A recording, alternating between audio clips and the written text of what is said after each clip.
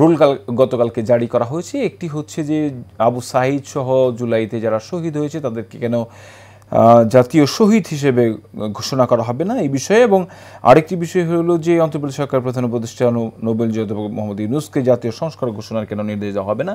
এই দুটি বিষয়ে কিন্তু জানতে চাওয়া হয়েছে। এর পাশেই আমরা দেখছি বাণিজ্যের বাইরে ভিন্ন চাপ যুক্তরাষ্ট্রের। মার্কিন প্রশাসন এমন অনেক ইস্যু উপস্থাপন করেছে যা বাংলাদেশের পক্ষে মানা সম্ভব না। শুল্ক নিয়ে আগামী সপ্তাহে ফের দর কষাকষি বাণিজ্য উপদেষ্টা। এরপরে নিচের দিকে আমরা দেখছি বিএনপি ভারপ্রাপ্ত চেয়ারম্যান তারেক রহমানের বিরুদ্ধে ষড়যন্ত্র, মিথ্যাচার ও অপপ্রচারের প্রতিবাদে ঢাকা মহানগর উত্তর দক্ষিণ বিএনপির উদ্যোগে সোমবার রাজধানীর নয়াপল্টনে বিক্ষোভ সমাবেশে বক্তব্য রাখছেন দলটির মহাসচিব মির্জা ফখরুল ইসলাম আলমগীর। বিক্ষোভ সমাবেশে মির্জা ফখরুল নির্বাচন ঠিক হওয়ার পর থেকেই তাদের মাথা বিগড়ে গেছে। যারা আজকে তারেক সাহেবের বিরুদ্ধে বলে তারা গণতন্ত্রের শত্রু। মিটফোর্ডে খুনের ঘটনায় পুঙ্খানুপুঙ্খানুরূপে তার তদন্ত করা হবে। দর্শক, আমরা এর আগে দেখিয়েছিলাম যে সকালে এই যে বিক্ষোভ সমাবেশ, সেই বিক্ষোভ সমাবেশের আগে কিন্তু বিএনপির স্থায়ী কমিটির সদস্য যারা রয়েছেন তারা কিন্তু একটি সংবাদ সম্মেলন করেছেন। সেই সংবাদ সম্মেলনে বক্তব্য রেখেছেন বিএনপি মহাসচিব মির্জা ফখরুল ইসলাম আলমগীর। সেখানে তিনি স্পষ্ট করে কিন্তু বলেছেন যে আসলে এগুলো একেবারে ইচ্ছাকৃতভাবে সুপরিকল্পিতভাবে এইসব ষড়যন্ত্রগুলো করা হচ্ছে বিএনপির বিরুদ্ধে এবং বিএনপির ভারপ্রাপ্ত চেয়ারম্যান তারেক রহমানের বিরুদ্ধে।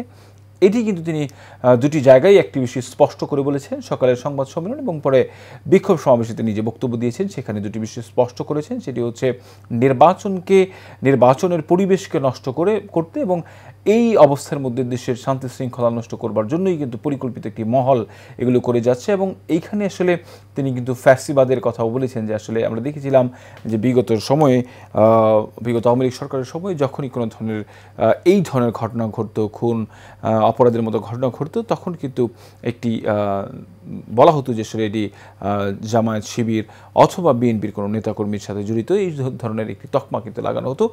এখনও কিন্তু সেই ধরনের তকমা লাগানোর চেষ্টা করেছে। এটি কিন্তু তিনি বলেছেন আসলে বিএনপি মহাসচিব মির্জা ফখরুল ইসলাম আলমগীর যে আসলে এটি পরিকল্পিতভাবে বিএনপিকে এবং বিএনপির যিনি হাইকমান্ড রয়েছেন তাকে আসলে হেয় প্রতিপন্ন করবার জন্যই কিন্তু এই ধরনের ঘটনাগুলো ঘটানো হচ্ছে।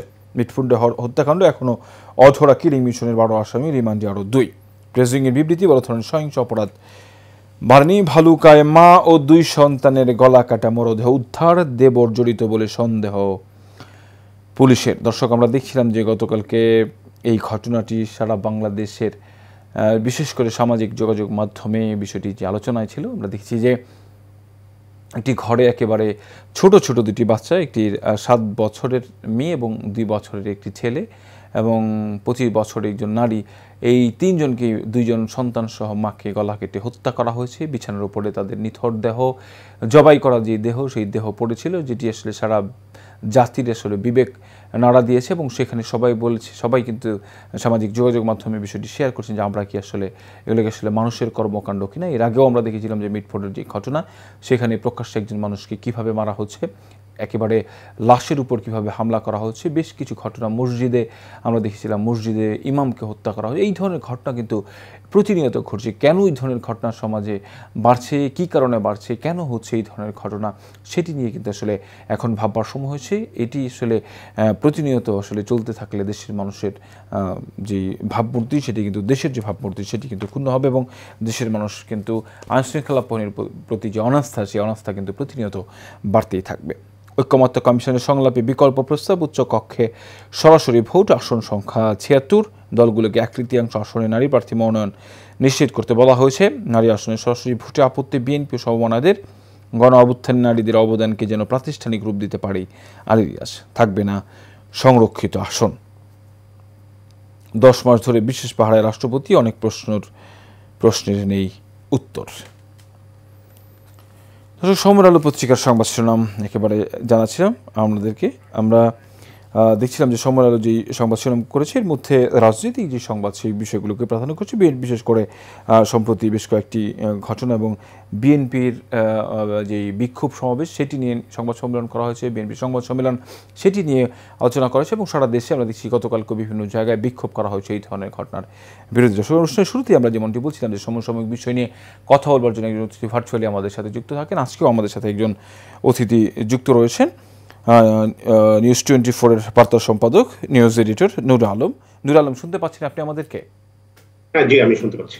কেমন আছেন? নিশ্চয়ই ভালো আছেন। আমরা দেখছিলাম আজকে সময়ের আলো পত্রিকা, সেই সময়ের আলো পত্রিকার সংবাদ শুনলাম, দেখছিলাম যে বিএনপির যে রাজনীতি, সেই রাজনীতিতে সময়ের আলো যেটিকে সংবাদ শিরোনাম করেছে যে 5ই আগস্টের পর থেকে এক ধরনের অনুকূল পরিবেশে কিন্তু বিএনপি ছিল, কিন্তু এই সম্প্রতি বেশ কয়েকটি ঘটনা, বিশেষ করে মিটফোর্ডের সোহাগ হত্যাকাণ্ডের পরে বিএনপি এখন প্রতিকূল অবস্থায় রয়েছে। তাদের যে ইমেজ সংকট, অনেকেই বলছেন যে তারা ইতিমধ্যেই ইমেজ সংকটে পড়ে গেছে। আসলে এই মুহূর্তে আপনার কি মনে হয় যে আসলে আমরা দেখছি যে জামায়াত এবং এনসিপি অনেকটা বিএনপির বিরুদ্ধে বিক্ষোভ করছেন, বিএনপির হাইকমান্ডের বিরুদ্ধে অনেক জায়গায় আমরা দেখছি সেখানে নানান ধরনের কথাবার্তা বলা হচ্ছে, এবং বিএনপি কিন্তু বলছে যে সেটি আসলে পরিকল্পিতভাবে বিএনপির বিরুদ্ধে করা হচ্ছে। এই যে রাজনৈতিক পরিবেশ, গতকালকে কিন্তু বিএনপি মহাসচিব মির্জা ফখরুল ইসলাম আলমগীর তিনি স্পষ্ট করে বলেছেন যে নির্বাচনের পরিবেশকে ঘোলাটে করবার জন্য এটি একটি পায়তারা চলছে। কি মনে হয় আপনার? হ্যাঁ, আমি আসলে এই এই দুই আলোচনার আগে আমি একটু দেখতে চাই যে 5ই আগস্টের পূর্বে যে রাজনৈতিক দলগুলো নির্যাতিত নিপীড়িত ছিল, তা এবং তাদের ঐক্যবদ্ধ প্রচেষ্টার মাধ্যমে ছাত্র জনতার অভ্যুত্থানের মাধ্যমে যখন এই ফ্যাসিস্ট সরকারের পতন হয়, তখন সবগুলো দলই স্বাধীনভাবে কাজ করছিল এবং নিজেরা জনসমর্থন আদায়ের জন্য নিজেদের প্রচেষ্টা বা নিজেদের যে তরিকা সে অনুযায়ী কাজ করছিল। তো এখন এই যখন নির্বাচন প্রায় সন্নিকটে এবং কেউ কেউ জয়ের জন্য মরিয়া, আবার কেউ কেউ খুব কাছাকাছি ক্ষমতায় চলে আসছে, এই জন্য আমরা এদের মধ্যে একটা স্বার্থের দ্বন্দ্ব তৈরি হয়েছে। এটা অস্বাভাবিক কিছু না, কিন্তু আমাদের মধ্যে এই দ্বন্দ্বগুলো এখন যে পর্যায়ে চলে যাচ্ছে, এখানে অনেকে বলছেন যে আমরা আবার ফ্যাসিজমকে ফিরিয়ে আনবো কিনা। আওয়ামী লীগ উৎপেতে বসে আছে যে এই সুযোগগুলি তারা কাজে লাগাবে, এবং এই প্রত্যেকটা দলকেই কেউ কারো থেকে কম যাচ্ছে না। বিশেষ করে সোশ্যাল প্ল্যাটফর্মে দলগুলো একের বিরুদ্ধে অন্যের যে প্রচারণা, এগুলো কিন্তু এই ছোট ছোট বিষয়গুলোকে মানুষের মধ্যে একটু হিংসাত্মক ভাব নিয়ে আসছে। আমি আশঙ্কায় আছি কবে যেন মুখোমুখি সংঘর্ষে জড়িয়ে পড়ে কিনা, এটা একটা আতঙ্কের বিষয়। এবং যখন এটা হবে তখন নিশ্চিত আওয়ামী লীগ আমরা একটি ফিরে বিষয়ে আসার দেখছিলাম যে এই যে চলতি বছরে বিভিন্ন ধরনের অপরাধ, খুন, হত্যা, ধর্ষণ, এই ধরনের ঘটনাগুলো কিন্তু বেড়ে যাচ্ছে। ফলে যারা সাধারণ নাগরিক রয়েছে, জনমনে কিন্তু এক ধরনের অনাস্থা তৈরি হয়েছে, ভয় এবং শঙ্কার তৈরি করছে। এই পরিস্থিতিতে আসলে সরকারকে আপনি দোষারোপ করবেন কিনা, এবং একই সাথে আইন শৃঙ্খলা বাহিনী যারা রয়েছে, আইন শৃঙ্খলা বাহিনীর সদস্য যারা রয়েছে, তারা আসলে এইসব বিষয়ে তাদের যে তৎপরতা, সে কারণে আসলে মানুষের অনাস্থা আইন শৃঙ্খলা বাহিনীর প্রতি আমরা দেখছিলাম অনেক আগে থেকে অনাস্থা প্রকাশ করে আসছিলেন। এখন আসলে সেই আস্থার জায়গাটা আইন শৃঙ্খলা বাহিনীর প্রতি কেন পাওয়া যাচ্ছে না? কি মনে হয় আপনার? এখন যেটা হচ্ছে যে আমাদের এই আইন শৃঙ্খলা বাহিনী, আপনি জানেন যে মানসিকভাবে তারা আর সেই আগের পজিশন নেই, এবং সাধারণ মানুষের একটা ধারণা জন্মেছে। একসময় আওয়ামী লীগের সময় ছিল বিচারহীনতার একটা সংস্কৃতি, যে কোনো কিছু করে পাত্তা পাওয়ার একটা পরিস্থিতি ছিল। আর এখন যেটা দেখছি আমরা, এখানে বিচার করার যে সুযোগ বা সাহস মানসিকতাটাই আমরা দেখছি না আইন শৃঙ্খলা বাহিনীর। এবং আইন শৃঙ্খলা বাহিনীর তৎপরতা কমে যাওয়ার কারণেই এবং তাদের জোরদার প্রচেষ্টা না থাকার কারণে এই এই অঘটনগুলো ঘটার সুযোগ তৈরি হচ্ছে, এবং মানুষ মনে করছে যে এই আইন শৃঙ্খলা বাহিনী কিছুটা নির্লিপ্ত, অনেক সময় দ্রুত রেসপন্স করে না। সেই কারণেই হচ্ছে যে অনেকেই ভাবছে এই সুযোগটাই হচ্ছে পার পেয়ে যাওয়ার সুযোগ। তাদের যদি কঠিন তৎপরতা থাকতো, এবং আরেকটা অবশ্যই আপনার মেনে নিতে হবে যে আমাদের এই মানুষের মধ্যে সহনশীলতার মাত্রা অবশ্যই কমে গেছে, এবং আমরা আসলে যেটা হচ্ছে যে ব্যক্তি স্বার্থ সবকিছুর মধ্যে আমরা এটা তুলে ধরছি, এটা হচ্ছে আমাদের বড় সমস্যা। এবং আমরা কাউকে কোনো জায়গায় ছাড় দেওয়ার মানসিকতা আমাদের কমে যাচ্ছে। শেষ করবো আমরা একটি প্রশ্নের মধ্য দিয়ে, সেটি হচ্ছে যে আমাদের সময় যদি একেবারে কম, একেবারে ছোট করে আপনার কাছ থেকে জানতে চাইবো যে সেটি হচ্ছে এই যে অপরাধগুলো ঘটছে, এর মধ্যে সামাজিক অপরাধই আমরা বলবো যে আসলে সামাজিক অপরাধ প্রবণতা যেটি, সেটি আসলে বেড়ে গেছে। আসলে হঠাৎ করেই আমরা দেখছিলাম যে এই সামাজিক অপরাধ প্রবণতা, আমাদের এই যে শিক্ষার হার কিন্তু এখন বেড়েছে, সব দিক থেকে মানুষ কিন্তু সচেতন হয়েছে, এখন অনেকেই অনেক আগের চেয়ে অনেক বেশি সচেতন সব দিক থেকে। কিন্তু এই যে সামাজিক অপরাধ প্রবণতা, সেটি বাড়ার পেছনে আসলে কি কারণ, এটি আসলে করণীয় কি, একেবারে ছোট করে আপনার কাছ থেকে জানতে চাই। এগুলো আমাদের আসলে নৈতিক শিক্ষাগুলো আমাদের হারিয়ে গেছে। আমরা স্কুল কলেজে শিক্ষা নিচ্ছি, কিন্তু আমাদের পারস্পরিক যে মূল্যবোধ, শ্রদ্ধা বা সম্মানের যে জায়গাটুকু, এগুলো কিন্তু নষ্ট হয়ে গেছে। এবং এই ক্ষুদ্র ক্ষুদ্র বিষয়গুলো নষ্ট হয়ে যাওয়ার কারণে আমরা মানবিকতা বোধও হারিয়ে ফেলছি। এগুলো আমাদের অবশ্যই শিক্ষার সাথে সাথে নৈতিকতা বোধটাকে অবশ্যই ফিরে আনা দরকার, এবং সেজন্য পরিবার, সমাজ, রাষ্ট্র সবারই দায়িত্ব রয়েছে। এবং এইগুলো পরিবার থেকে যখন না শিখবে, তাহলে সে স্কুল থেকে শিখবে, স্কুল থেকে না শিখলে কলেজ থেকে শিখবে। এখন আমাদের প্রত্যেকটা জায়গাতেই আমার মনে হয় এই ঘাটতিটা রয়ে গেছে। পরিবারে যদি নৈতিকতার ঘাটতি থাকে, সেই পরিবারের সন্তান যত বড়ই হবে তার মধ্যে নৈতিকতা বোধ বা এই শিক্ষা দেওয়া দিলেও এটা কার্যকর কতটুকু হবে তার নিয়ে তো প্রশ্ন থাকেই। সুতরাং আমাদের এই নৈতিকতা বোধটাকে ফিরে আনতে হবে যে কোনো প্রক্রিয়াতে। এখানে গণমাধ্যমও ভূমিকা নিতে পারে। যারা নুরুল আলম, আমাদের শেষ করতে হবে, যেমনটি বলছিলেন আপনি যে আসলে পারিবারিক যে নৈতিকতার যে জায়গা থেকে আসলে সেই জায়গাতে পারিবারিক যে শিক্ষা, সেই শিক্ষাটিকে আসলেই আমাদের আরও বেশি জোরদার করতে এবং পরিবার থেকে আসলে মূল শিক্ষাটা শিখতে হবে। সেই শিক্ষাই নিশ্চয়ই সেই শিক্ষাকে সামনের দিকে এগিয়ে নিয়ে গেলে আসলে এই ধরনের অপরাধের প্রবণতা রয়েছে এবং নিশ্চয়ই যেই প্রাতিষ্ঠানিক যে শিক্ষা আছে সেখানে নৈতিকতার শিক্ষাকে প্রাধান্য দেওয়া হবে, সেটি আসলে প্রত্যাশা। তাহলে এই ধরনের অপরাধ প্রবণতা নিশ্চয়ই কমে আসবে বলে সবার প্রত্যাশা। দর্শক, এই মুহূর্তে যে পত্রিকাটি রয়েছে দৈনিক ইত্তেফাকের সংবাদ শিরোনাম আপনাদেরকে জানাবো। ইত্তেফাক যেটিকে সংবাদ শিরোনাম করেছে আজকে, মার্কিন শুল্ক আরোপ আলোচনায় সন্তোষজনক নয়, সময় চেয়েছে বাংলাদেশ। ডক্টর ইউনূসকে জাতীয় সংস্কারক ঘোষণা কেন নয়, হাইকোর্ট। সম্ভাব্য এমপি প্রার্থীদের তথ্য সংগ্রহে মাঠে পুলিশ। চট্টগ্রামে শিল্পে নতুন গ্যাস সংযোগ নিয়ে তালবাহানা। রাশিয়ায় 50 দিনের মধ্যে যুদ্ধবিরতি চুক্তিতে না এলে শতভাগ সেকেন্ডারি শুল্ক এই সরকারের আমলেই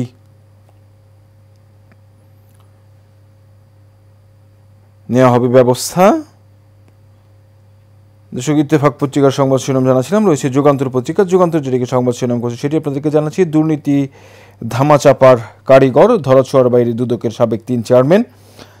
সারা দেশে চিরুনি অভিযান শুরু, টার্গেট দখল চক্র মফ সহিংসতাকারী।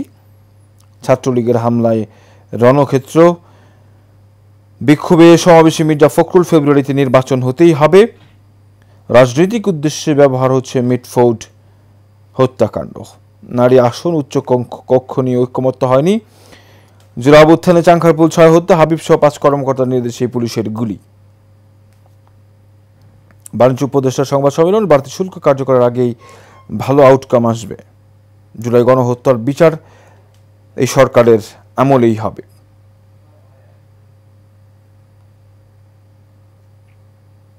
দর্শক, জানাছিলাম যুগান্তর পত্রিকার সংবাদ শিরোনাম। রয়েছে দেশ রূপান্তর পত্রিকা, দেশ রূপান্তর যেটিকে সংবাদ শিরোনাম করেছে অবসরের বয়স বাড়ে ইচ্ছা মতো, সরকারি কর্মচারীদের অবসরের বয়স 59।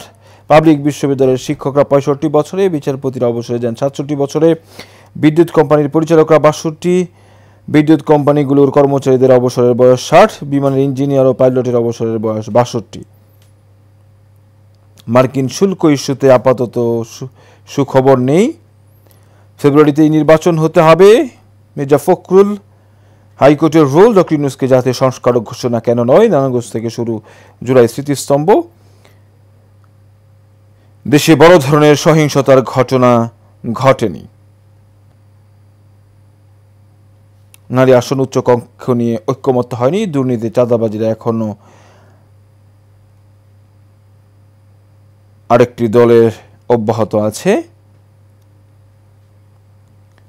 দর্শক, জানাছিলাম দেশ রূপান্তরের সংবাদ শিরোনামগুলো। এবারে জানাবো বাংলাদেশ প্রতিদিনের সংবাদ শিরোনাম। বাংলাদেশ প্রতিদিন যেটিকে সংবাদ শিরোনাম করেছে আমরা দেখছি, টার্গেট তারেক রহমান, বিক্ষোভে উত্তাল নয়াপল্টন। দেশকে গণতন্ত্র উত্তরণের যে প্রক্রিয়া চলছে তা থামাতে পরিকল্পিতভাবে মিথ্যা ভিত্তিহীন তথ্য ছড়ানোর অভিযোগ নেতাদের।